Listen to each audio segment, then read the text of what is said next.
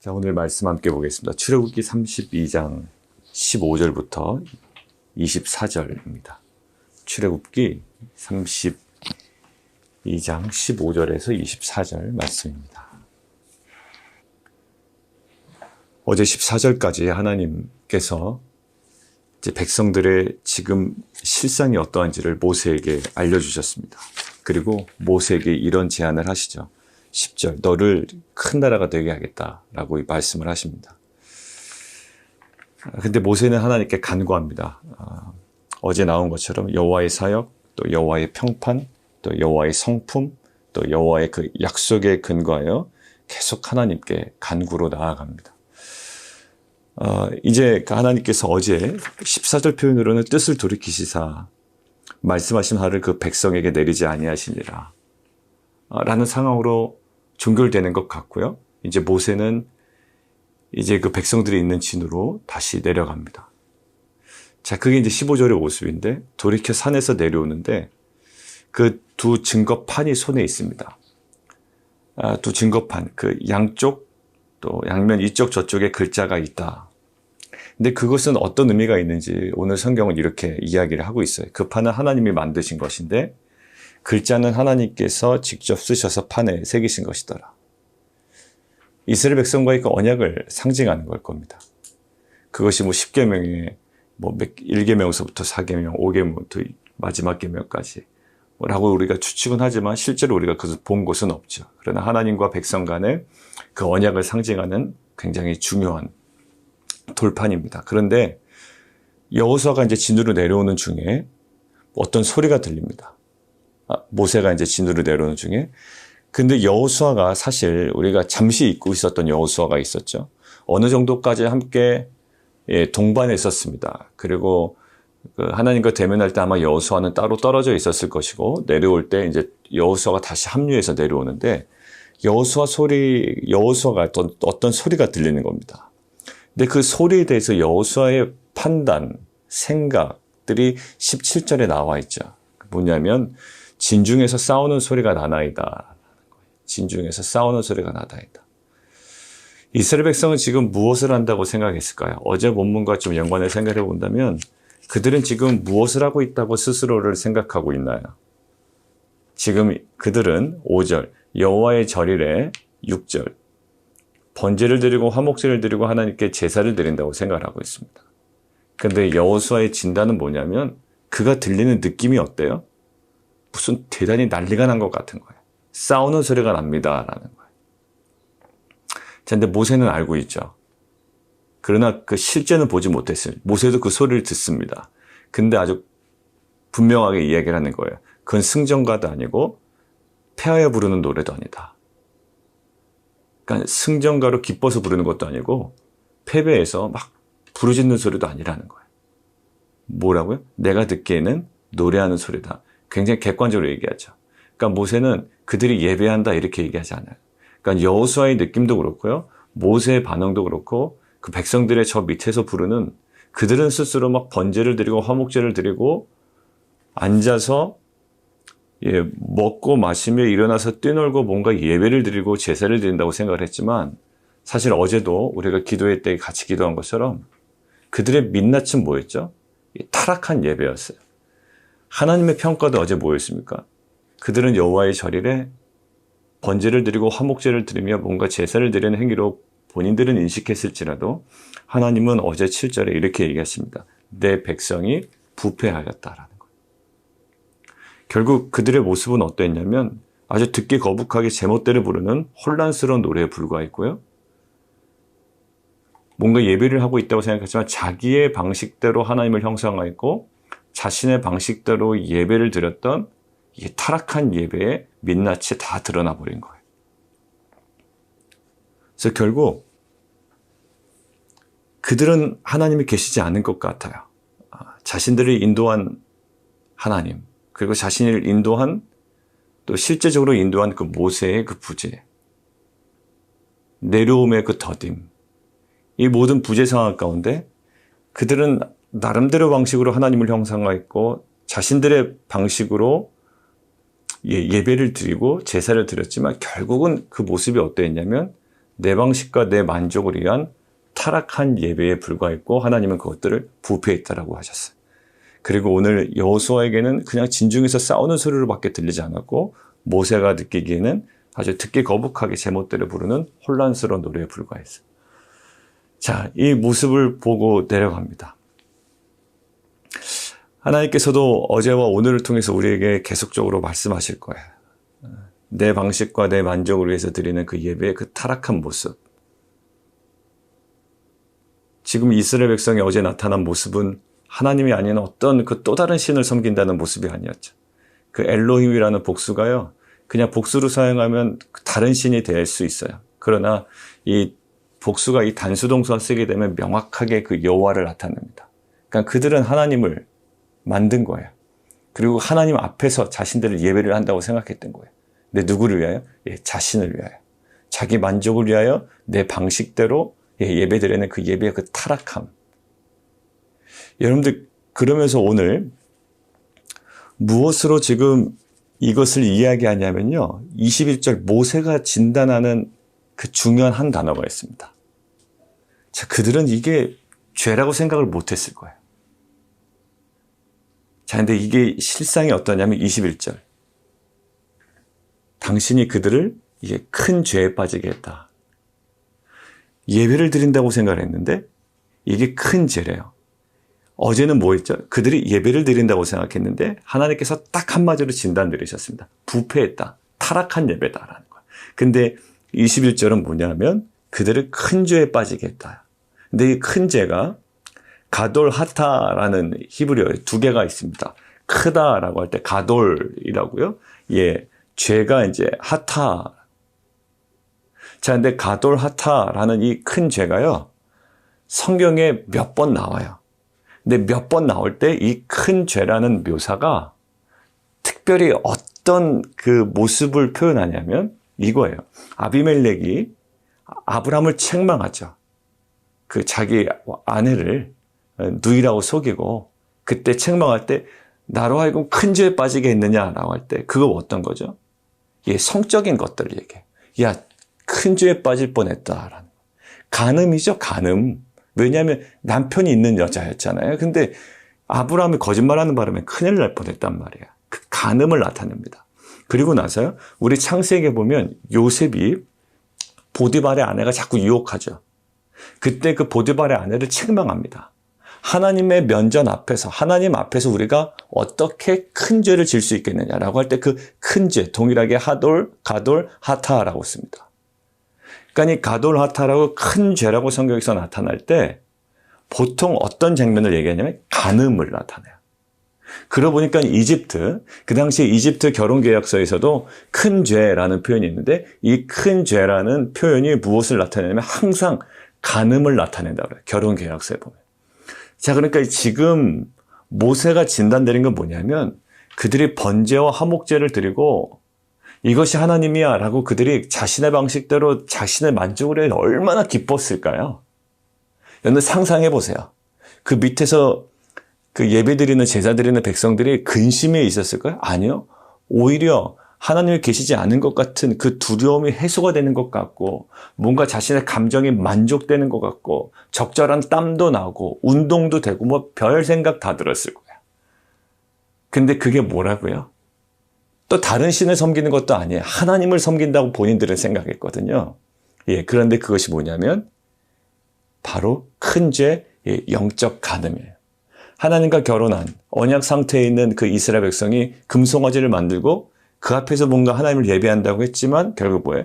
예, 그것은 간음이었고요. 하나님 보시기에는 부패한 자의 모습이었어요. 창세기, 출애굽기에 말씀하셨잖아요. 20장.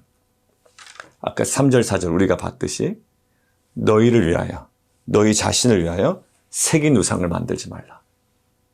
하나님을 형상한다는 것은 이렇게 매우 위험합니다. 하나님은 이러실 거야 라고 생각하면서 우리가 신앙생활을 대입하고 적용하는 경우가 너무 많아요. 하나님 이러신 분이기 때문에 내가 이 정도만 하면 하나님께서 이 정도의 반대급부를 주실 수 있어. 그러니까 내 방식대로예요. 그러니까 하나님이 딱 규정된 거예요. 나에게 하나님은 규정된 겁니다. 근데 우리가 교리 과정을 배웠지만 하나님을 규정할 수가 없어요. 하나님께서 천지를 창조하셨다라는 것도 사실 우리가 다 이해하지 못한다고요. 근데 우리가 어떤 부분을 이해하면 항상 교리는 그 하나님에 대해서, 하나님의 사역에 대해서 어떤 그 교리가 접근하게 되면 어느 지점으로 항상 간다고 제가 강조했죠. 예, 궁극의 지점으로 갑니다. 그러니까 하나님은 이렇구나라고 딱 끝나는 지점이 없어요. 하나님을 알면 알수록 우리를 어느 쪽으로 계속 끌고 간다? 예, 궁극의 지점을 끌고 가요. 그 하나님의 그 무한성으로 우리를 인도하신다고요. 지금 보세요. 하나님이 얼마나 명쾌하게 규정화되니까 간단해 버립니까? 여러분들 신앙은 간단한 문제가 아니거든요. 그 무한하신 하나님과 정말 철저하게 유한한 인간의 그 만남에 그것이 어떻게 만나질 수가 있으며 그것이 어떻게 이해될 수가 있겠어요. 근데 신앙생활할 때 가장 빠지기 쉬운 오류가 뭐냐면 하나님을 규정하고 하나님이 이럴 것이다라고 신앙을 아주 단순화시키는 거예요. 공식화 만들고 자, 이들은요. 자신들은 하나님을 예배하고 있다지만 어제는 하나님께서 부패했다고 그러고 모세는 오늘 진단을 큰 죄에 빠졌다고 이야기해요. 자, 그러면 이들이 모르고 했을 수 있지 않느냐? 근데 모르고 했을 수 있지 않느냐라는 의구심을 싹 지워버릴 만한 아론의 태도에서 우리는 알 수 있어요. 아론이 정말로 천진난만하게 이것이 뭐가 문제인데? 라는 반응을 보였으면 그럴 법해요. 근데 아론도요. 뭔가 이게 잘못된 걸 알아요. 왜 어떻게 될 수 있을까요? 아론이 이르되 내 주에 노하지 마소서 이 백성의 악함을 아십니다.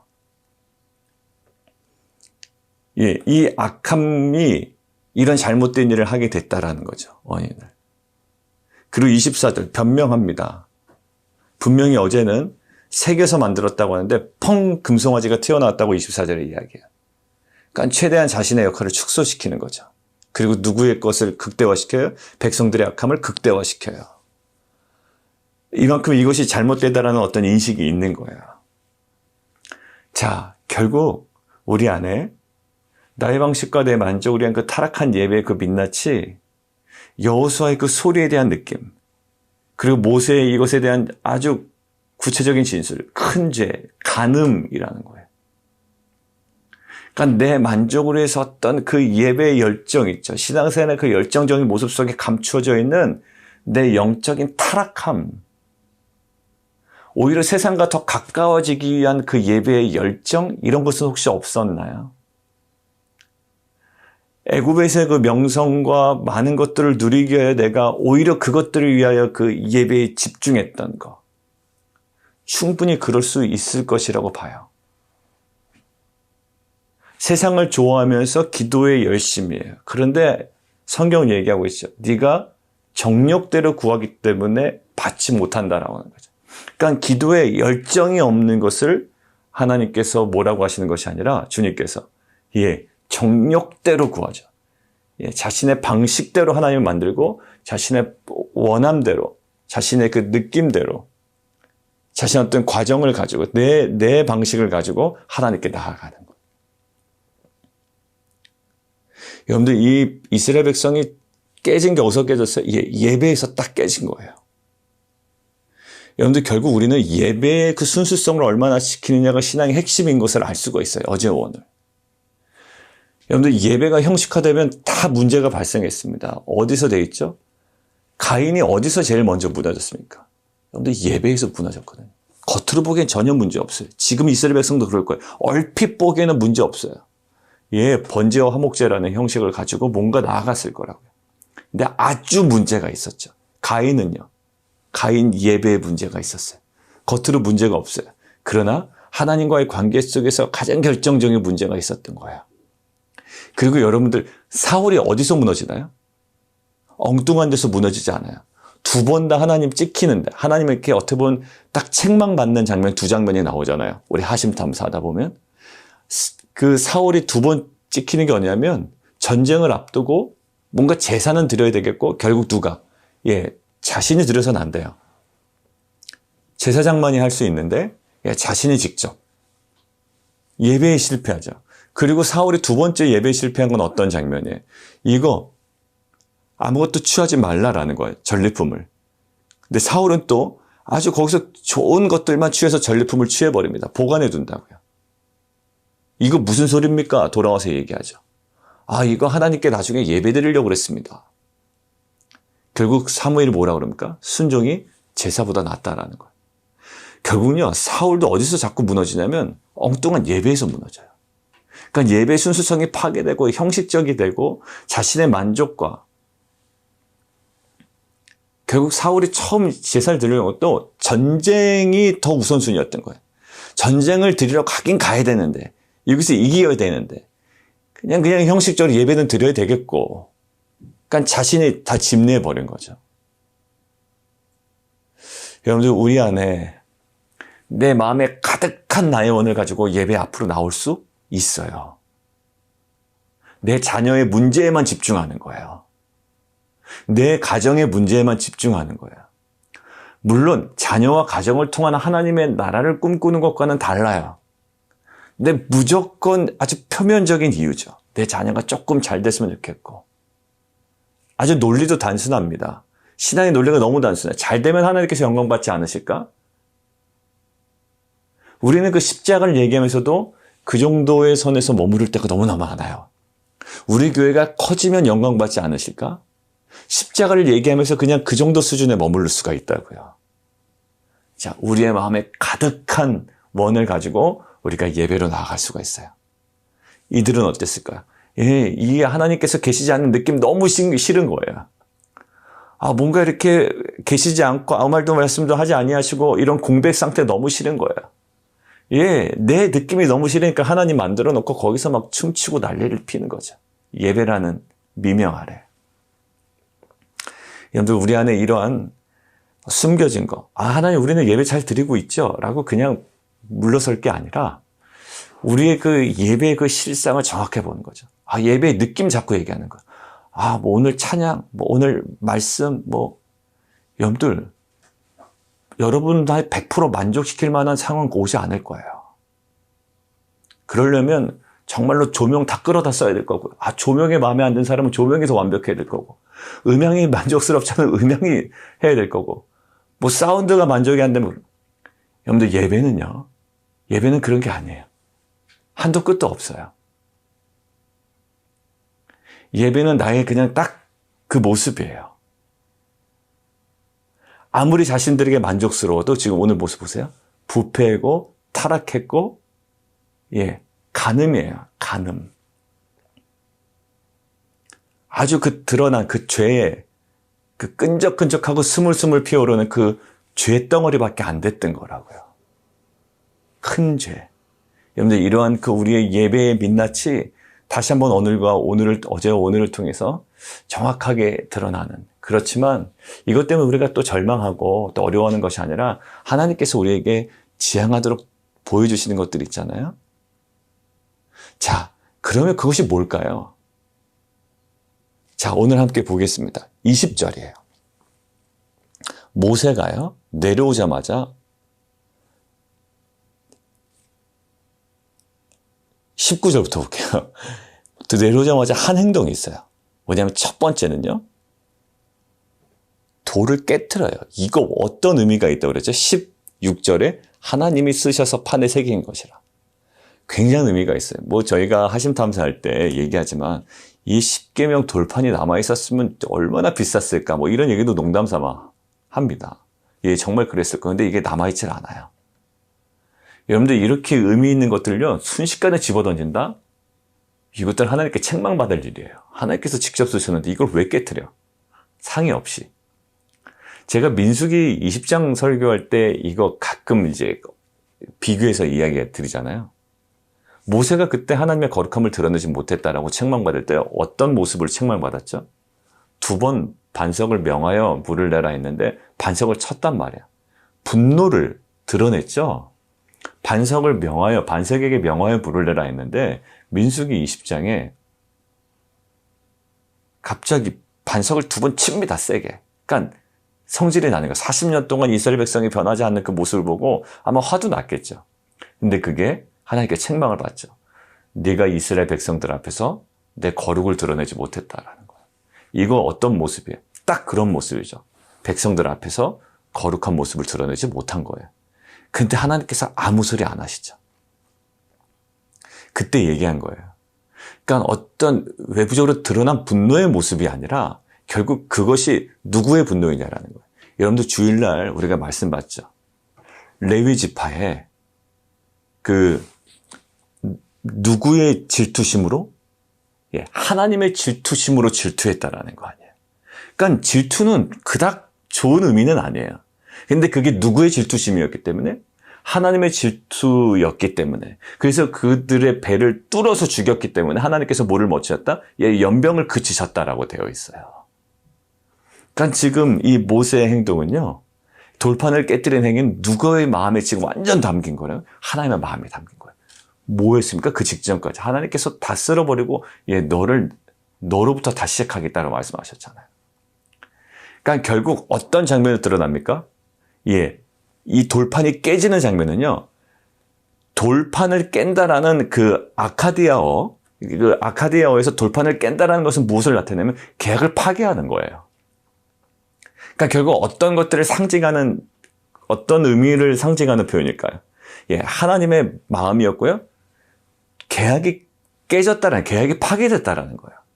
그러니까 그 정도로 지금 무엇을 드러내는 이 행동이냐면 이게 얼마나 심각한 죄인가를 나타내는 죄의 심각성을 드러내는 행동입니다. 뭐가 깨졌다고요? 돌판이 깨진 게 아니에요. 물론 돌판이 깨졌지만 이것은 계약이 파괴됐다라는 거예요. 계약이 깨졌다. 무엇 때문에? 그 죄가 그만큼 심각했다라는 거예요. 자, 죄가 심각했으니 깨졌다. 그 다음에 한 행동이 뭡니까? 20절. 모세가 그들이 만든 송아지를 가져다가 그때우로도 불살라 부수어 가루를 만들어 물에 뿌려 이스라엘 자손에게 마시게 한다. 주일날 언급했던 본문이에요.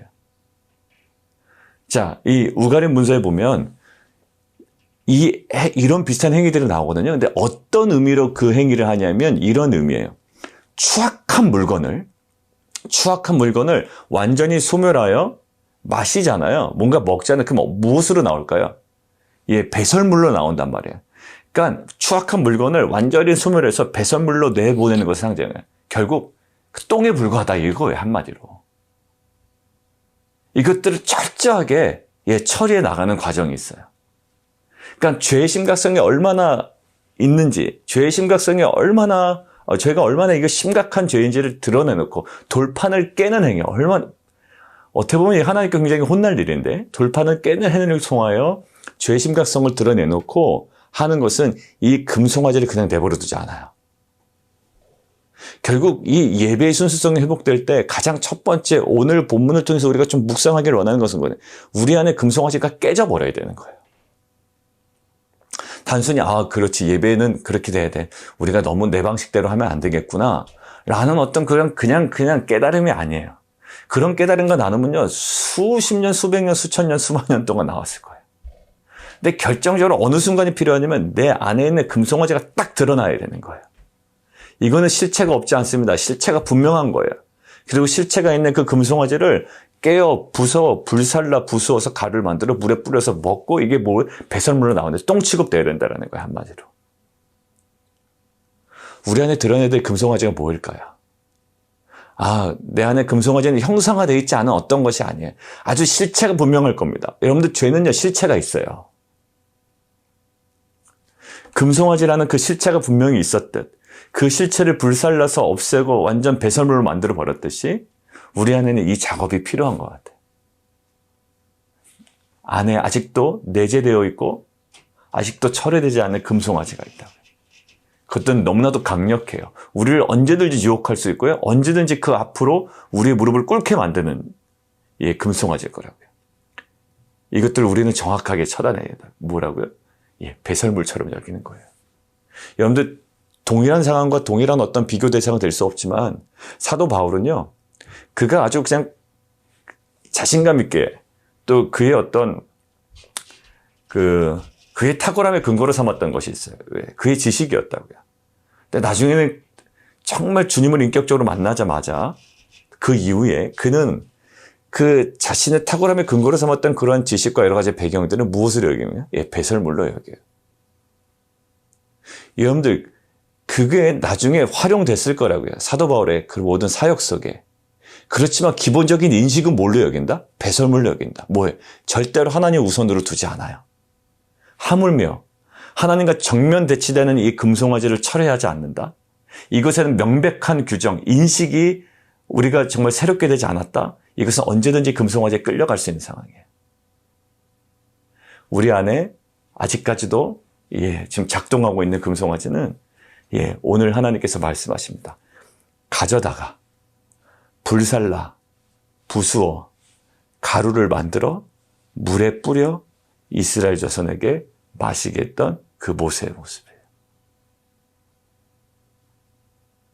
이거 하기 싫어요.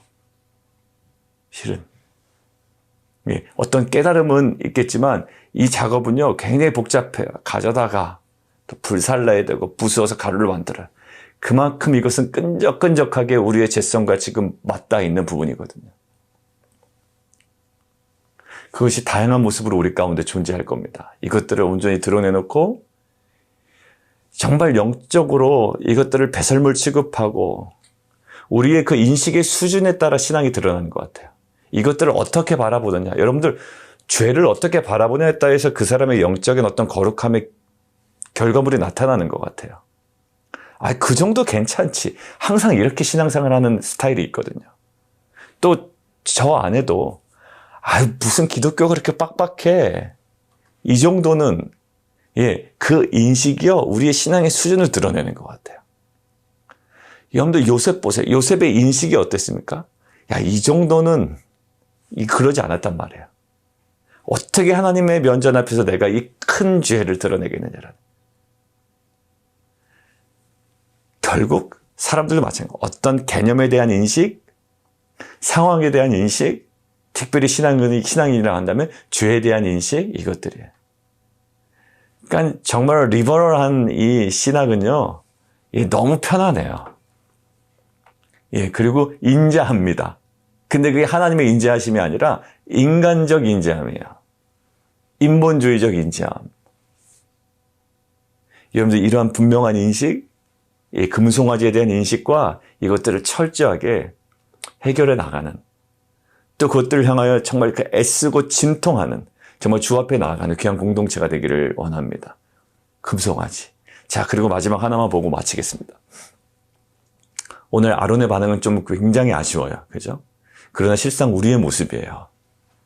왜냐하면 왜 우리의 모습이라냐면 이 모습이 어디서부터 출발했냐면 에덴 동산에서 출발했기 때문이에요.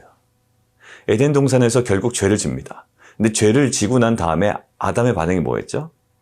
하나님 잘못했습니다라고 엎드리지 않아요. 여러분들 그게 아론 가인에게도 나타납니다. 뭔가 하나님께서 몇 번 지적하셨으면 하나님 그래요 제가 잘못했습니다 라고 해야 되는데 여러분들 아담에게도 모습 보이지 않고요. 가인에게도 그런 모습 보이지 않아요. 여러분들 결국 가인은 어디까지 갔냐면 하나님 잘못했습니다가 아니라 굉장히 자신의 분노에 반응해서 자기 동생을 죽여버립니다. 여러분들 동생과 무슨 상관이 있죠? 여러분들 하나님께서 자기 예배를 받지 아니하신 것과 동생과 도대체 무슨 상관이 있는 거예요? 근데 그런 식으로 가요. 하나님께서 큐티 가운데 말씀하십니다. 계속 십자가에 대한 부담을 주시고 어떤 헌신에 대한 부담을 주시고 아니면 이런 내 안에 있는 금송아지에 대한 부담감을 주시는데 굉장히 누구예요? 남 탓하는 거예요. 엉뚱하게. 너무 세. 여러분들 너무 세서 내가 불편한 게 문제가 아니에요. 하나님께서 말씀하시는 것이 문제예요. 여러분들 아담 누구 탓했죠? 하와 탓하잖아요. 당신이 내게 허락하신 저 여자가. 하와는요? 하와가 끊지 못하죠. 뱀 탓하잖아요. 오늘 지금 아론 누구 탓합니까? 앞에 보시죠. 어제 본문. 알지 못합니다. 이거 어떻게 된 겁니까? 그럴 때 아론이 바로 얘기해요. 어제 고민은 흔적도 보이지 않고요. 아론이 그들에게 이르되 너희의 아내와 자녀의 귀에서 금고를 빼어서 내게로 가져오라. 백성이 그 귀에서 금고를 빼어 아론에게로 가져가매 어제 4절 바로 뭐합니까? 아론이 그들의 손에서 금고를 받아 부어서 조각칼로 새겨서 송아지 형상을 만들었다. 이렇게 나와 있잖아요. 근데 아론의 오늘 변명을 한번 들어볼까요? 내가 그들에게 이르기를 금이 있는 잔을 빼내라 한즉 그들이 그것을 내게로 가져왔기로 내가 불에 던졌더니 송아지가 나왔나이다. 자신의 역할, 자신의 책임은 최소화하고 누구의? 백성의 악함은 최대치로 확 올려버리고 있죠. 이게 바로 에덴 동산의 인간의 타락한 모습이었어요. 자신의 책임은 최소화해야 아예 없애버려요. 그리고 누구의 탓으로 돌리죠? 예, 하와의 탓으로 돌리고 뱀의 탓으로 돌려요. 결국 잘못을 인정하고 굴복하도록 하려는 그 모세가 그 아론에게 줄 수 있는 기회였다고요. 잘못을 인정하고 굴복하도록 하려는 영적인 기회였는데 오히려 부끄러움에 반응하지 아니하고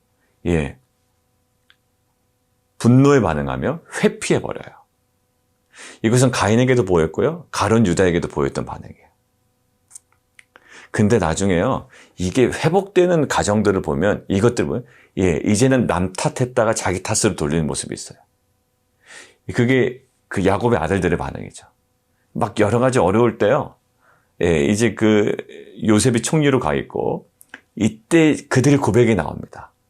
아, 그때 내가 이제 전혀 죄에 대한 인식이 없었던 자들이 가장 어려운 시간에 결국 아직 자기 동생이 총리인지 모를 때 이게 우리가 그때 죄를 지었기 때문에 어떤 죄에 대한 인식이 새로워져요. 근데 지금 아론에게 가장 안타까운 건 뭐냐면 자신에 대한 죄의 인식은 하지 않아요. 자신의 책임은 최소화하고 백성의 악함을 최대치로 합니다. 백성의 악함을 최대치로 했다는 것은 당신 백성 아니냐, 모세 백성 아니냐고 지금 은근슬쩍 모세에게 그것들을 떠넘기는. 자, 결국 뭐냐면 우리는 이 아론의 모습을 통해서 우리 안에 이 회피하는 모습으로 하나님을 대면할 수 없다는 거예요. 여러분들, 하나님께서 이 신명기 나중에 이 장면을 회고하는 신명기를 보면요, 아론 죽이려고 그랬거든요, 하나님께서. 하나님께서 굉장히 진노하셨습니다. 아론 죽이려고 했는데 모세가 기도해가지고 실제로 정말 아론은 혜택을 받은 건데요. 하나님을 대면하기 어려워요. 뭐에 대한 인식 없이. 자신의 죄를 대면하지 않는 이상 우리 이제 구원신앙을 읽을 거예요, 목요일부터. 그때 지금 이것과 연관된 얘기가 나와요. 죄에 대한 인식 없이 구원 있을 수 없다라고 첫 장에서 딱 나와요. 구원이 도대체 뭐길래? 예수 믿었더니 사업이 잘 되는 게 구원입니까? 그것이 복음이냐고요. 그렇죠? 그렇지 않음을 구원신앙의 첫 장 아주 첫 문단에서 이야기해요. 우리는 신앙생활 하면서도요, 매 순간마다 죄에 대한 인식보다는 남의 탓하기가 너무 쉬워요. 저 사람은 왜 그래? 저 사람 요즘 이상하지 않아? 물론 저희 공동체가 안 그럴 줄 믿습니다. 그러나 자기도 모르게 남 탓한다고요. 모든 것들이. 저 사람이 좀 잘했으면 되는데. 사역도 남 탓, 예배도 남 탓, 어떤 공동체 모든 것들 다. 여러분들, 그만큼 내 수준이 떨어졌다라는 거예요. 아론 딱 수준 보시죠. 지금 예배 망가진 거 아니에요. 예배 깨진 거 아니에요. 저 사람이 잘못했다라는 거예요. 백성들의 악함 때문이라는 거예요. 여러분들, 백성들의 악함이 없었을까요? 있었죠. 있었어요. 근데 이거 좋아 보입니까? 안 좋아 보여요. 백성들의 악함이 없었다라고 말씀드리는 거 아니고요. 그것 부정하는 거 아니에요. 이 본문은. 있었죠. 근데 아론의 태도에서 아론의 수준을 드러내는 거예요. 자신의 죄를 직면하지 못하고 하나님을 대면할 수 없어요. 결국 자신의 죄를 인정하는 것, 그 앞에 철저하게 나아가는 것, 그래야 그 백성들의 악함을 끌어안게 되는 거예요. 그러니까 못 끌어안아요. 이게 영적으로 큰 인물이 되지 못하는 건 뭐냐면 내 죄를 보지 못하기 때문에, 내 눈에 있는 들보를 보지 못하기 때문에 남에 있는 티에 집중하게 되는 것이고요. 내 눈에 있는 들보를 빼내지 못했기 때문에 난리 치는 거예요.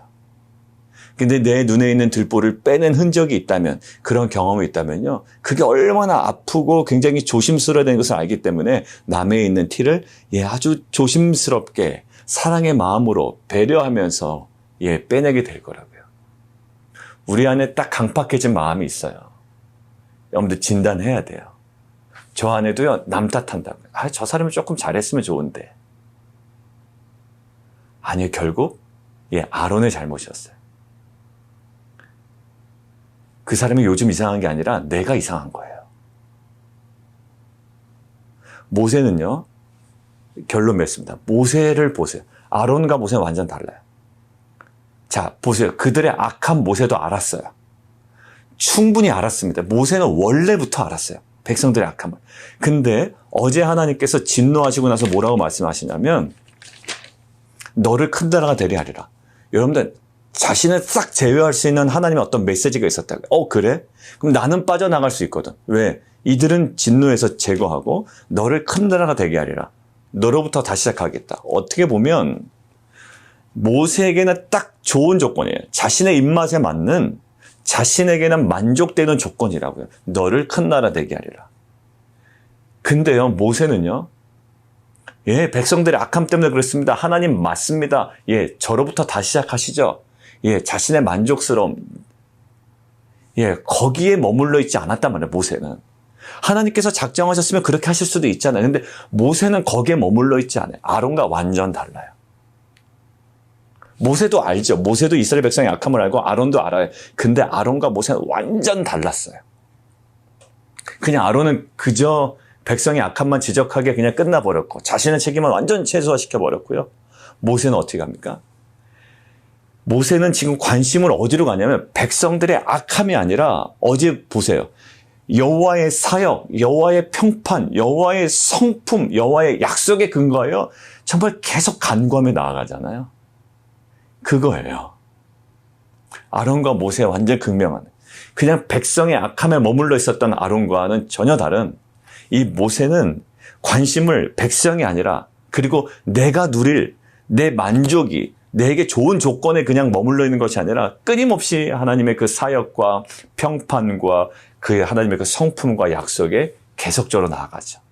이것이 없으면 모세의 그 중보기도 간구 나올 수가 없어요. 여러분들, 우리가 중보기도 시간을 가졌다고 해서 중보기도가 되나요? 그 마음이 품어지지가 않는데 그냥 그것이 진정한 기도가 될까요? 그러니까 모세는 계속 뭐에 대한? 하나님에 대한. 근데 우리는 계속 눈에 들어오는 건 저 사람이 조금 저를 잘했으면 더 좋아졌을 텐데. 사역이 좋아지고 예배가 좋아지고. 여러분들, 제 안에도 그런 모습이 있었던 거예요. 계속 보니까. 근데 그 모세가 기도했던 건 물론 다 약점이 있죠. 다. 저도 약점이 있고 다 약점이 있었는데 거기서 막 혈안이 되어 있는 것이 아니라 모세는 계속 그 하나님에 대한, 백성에 대한 시선이 아니라 사역과 성품과 평판과 약속에 대해서 끊임없이 기도했던 거예요. 모세와 아론, 그 비교의 모습을 통해서 여호와의 그 이스라엘 백성들의 악함이 없었던 거 아닙니다. 그것들의 문제의식을 느끼지 못했던 것도 아니에요. 둘 다 그랬지만 우리가 더욱더 깊이 나가야 될 자리가 무엇인지 우리가 깨닫는 것에 그치지 아니하고 좀 끊어내고 그 거룩한 장소에, 그 거룩한 부르심에 나아가는 귀한 공동체가 되기를 원합니다. 우리 함께 좀 기도하며 나가도록 하겠습니다. 우리 함께 좀 기도할까요? 오늘 말씀을 가지고 함께 좀 기도해 주시고요. 오늘 시간이 조금 갔기 때문에 말씀을 가지고 기도하시면서 함께 좀 기도하실 것은 오늘부터 이제 유스 리트릿이 시작이 됩니다. 이 유스 리트릿에 2박 3일 동안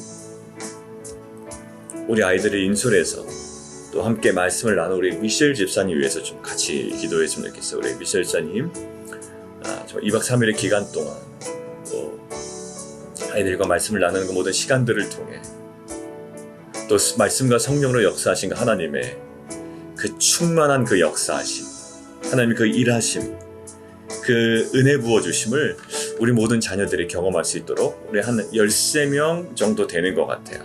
13명 정도. 그 다음에 이제 플러스 이제 교사분들, 또 우리 집사님, 또 이렇게 몇 분이 함께 하게 됩니다.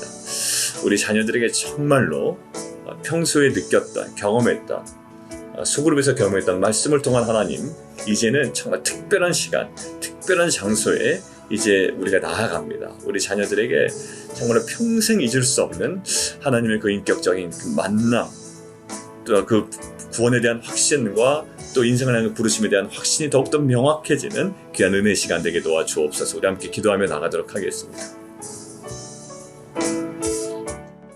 우리 좀 함께 또 기도할 때요, 우리 날씨가 보면 굉장히 덥더라고요.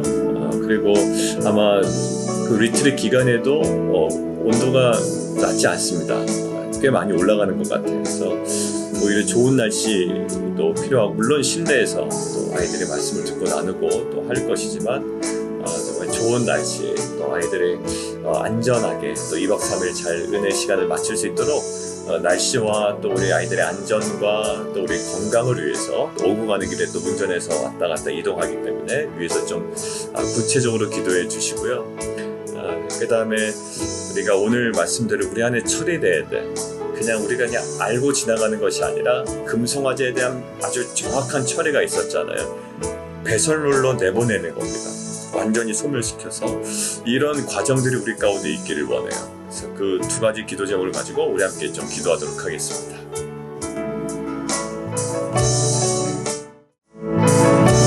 우리 함께 또 좀 기도하기를 원하는데요. 모세가 정확하게 이야기하죠.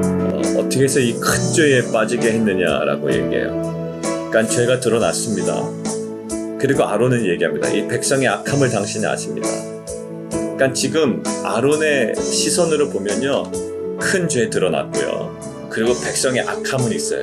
근데 자신의 책임은 하나도 없습니다. 그러니까 문제의식은 있어요. 이것이 문제다라는 문제의식이 발동했습니다. 그리고 이 문제인식이 어느 정도까지 머무르냐면 백성들의 악함까지 머물러요. 자신에 대한 책임 완전 최소화시키죠. 그냥 던졌습니다. 뻥 나왔습니다. 우리 안에도 있습니다. 문제의식을 느껴요. 이게 좀 이상해. 그리고 누군가의 잘못도 알아요. 근데 철저하게 자신은 제3자의 위치로 빼놓는 거예요. 근데 모세 보세요. 모세는 그렇지 않아요.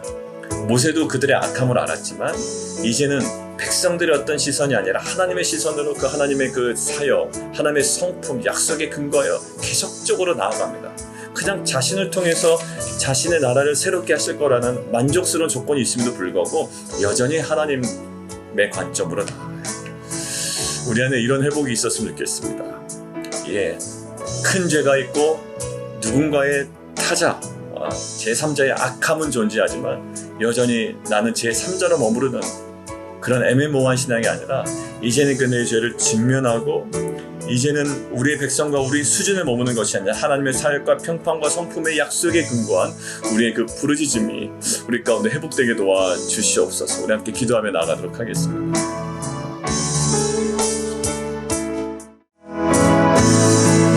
우리 계속적으로 우리 성도님들 또 가족들 기도 제목 또 우리 개인 기도 함께 기도하도록 하겠습니다. 기도하겠습니다.